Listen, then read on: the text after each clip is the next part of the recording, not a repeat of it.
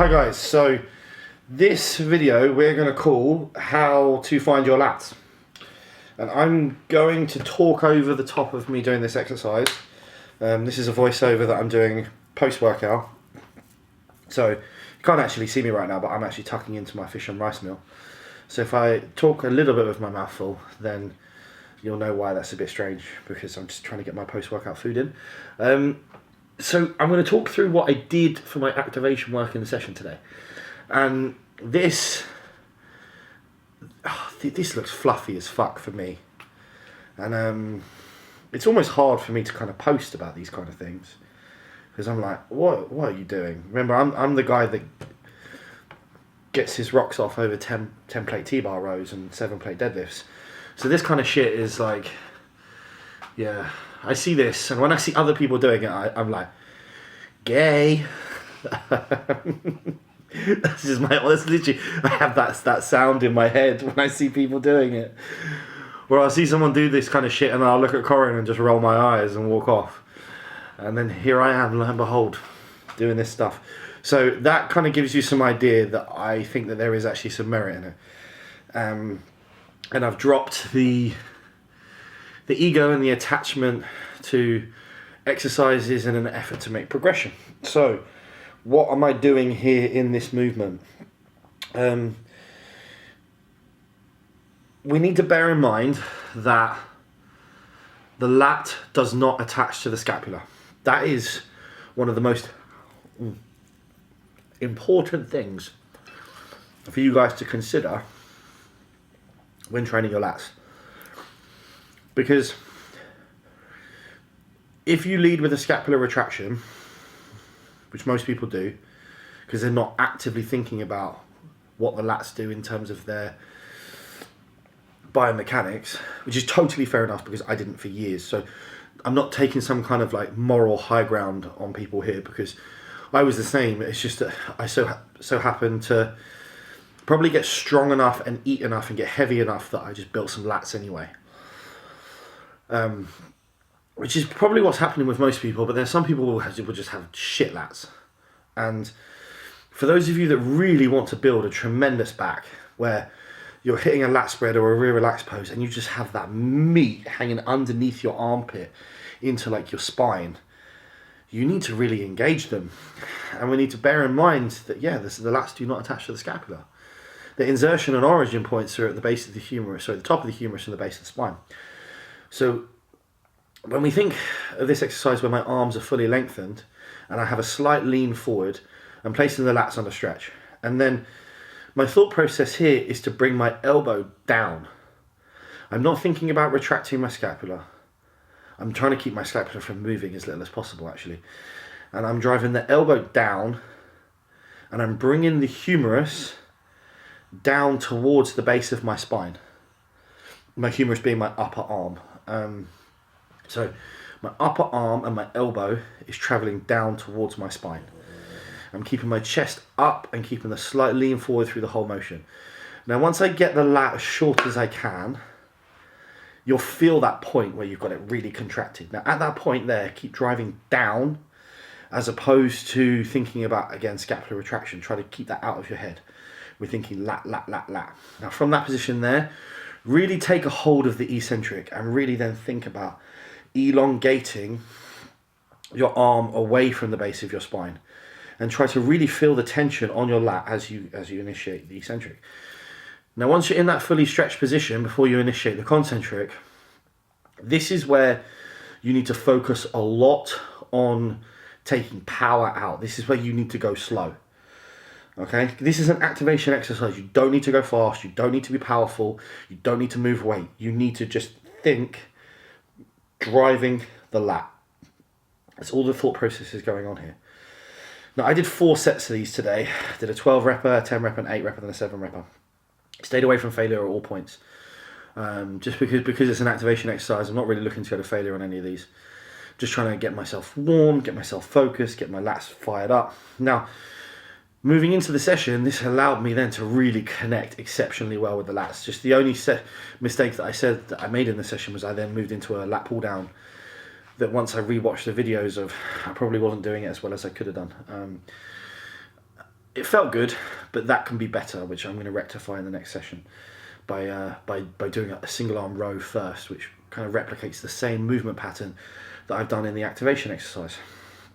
And then obviously once you've really battered your lats in that first movement, it's then kind of easy to stay connected onto them for the second movement that you do. Because in the full session, if you watch that video, I then did a single armed under grip pull down for a triple drop set, and that absolutely smashed my lats because I was already really fully engaged with them. They were pumped.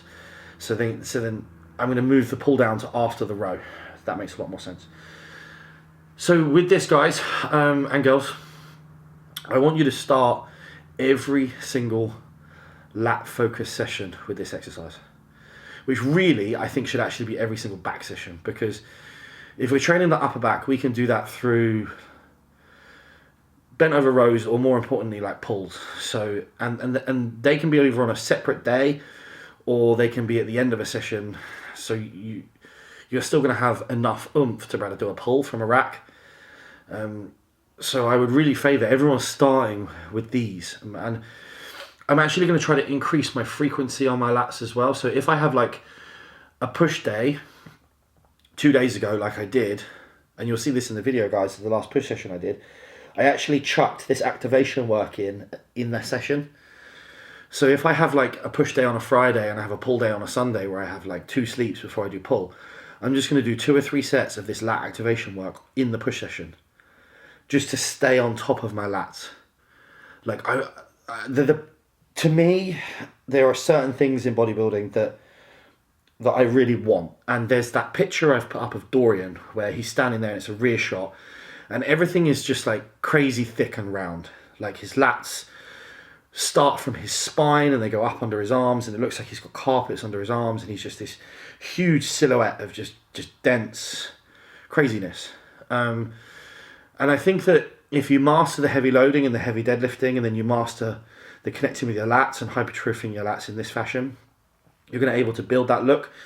So that's why I'm really obsessive over the lat work at the moment, because I want next year when I turn around for it to be like, whoa, because that's bodybuilding to me. That's like the freakiness that I'm aspiring to. So if I can work out a way to get my lats to grow even more, then that's what we're going to roll with. So someone asked me in the gym in this session, like, how do I feel about the drop in loading? Which is, again, it's a question I'm getting tons. Now, realistically, I'm not dropping the loading because I'm not doing the same exercises. Like I did a pull down today and that was the same exercise and the loading didn't drop. That was the same loading. When I did the single arm row, obviously the loading changes because the way in which I'm lifting is different, so it's not the same exercise. When you place tension on certain muscles correctly, they're nowhere near as strong as you think they are. So the loading is only representative of the manner in which you execute a movement. So really, there's no less muscle activation. There's probably actually a lot more. No, in fact, there is a lot more muscle activation by lifting in this manner. So yeah, the loading in terms of what you're gripping from an external perspective is less, but the internal stimulus is way higher. So your ability to grow these muscles is way higher. Like I can feel that from the work that I'm doing. And you guys will see it next weekend when Corin competes, because her lower lats have come up tremendously in just 8 weeks. So get this idea out of your head that the loading's dropping, because it's not dropping. It's just different movements. And you're placing your body in somewhat mechanically disadvantageous positions to contract properly.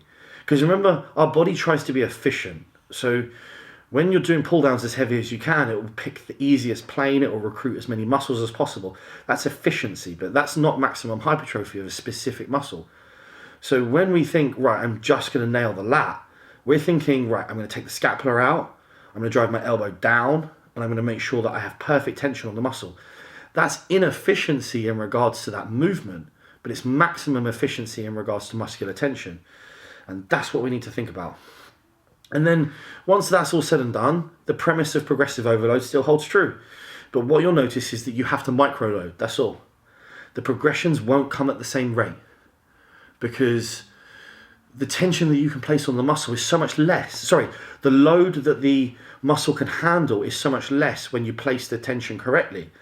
So then the external load in terms of incremental progressions has to be replicative of that.